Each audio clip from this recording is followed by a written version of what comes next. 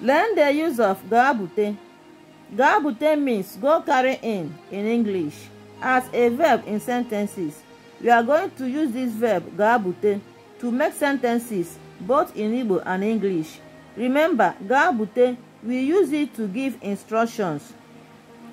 Ga bute, you can see that it has double R, meaning that we use it to give instruction. Let's start. Igbo, English.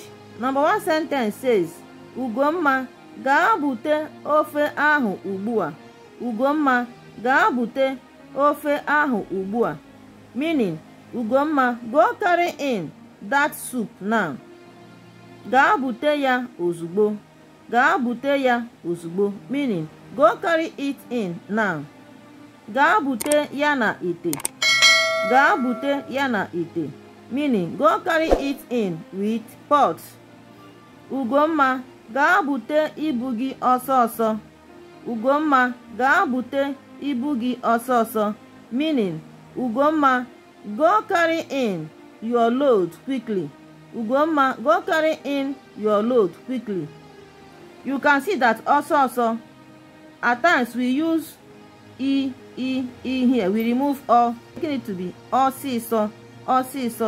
We remove o from this also. We remove this o and put it a.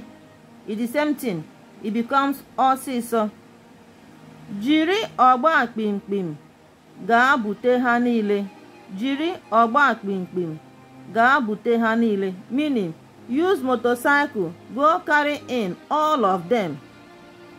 Gaa bute ha ugbua. Gaa bute ha ugbua. Meaning, go carry them in now. You can see that go carry in is our verb. That is why we underlined it, both in English and in Igbo. It means gaa bute.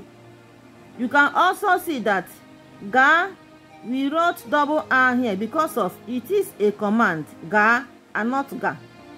When you say ga, we use only one R. When we give instructions, we use double R, meaning ga, to show that it is instruction or command. Okay, we also use the same color marker to identify same words, both in Igbo and in English. You can see that ofe means soup. Ahu means that. Ugbua means now. For easy understanding, like and share our videos. Ask your questions at the comment section. Bye.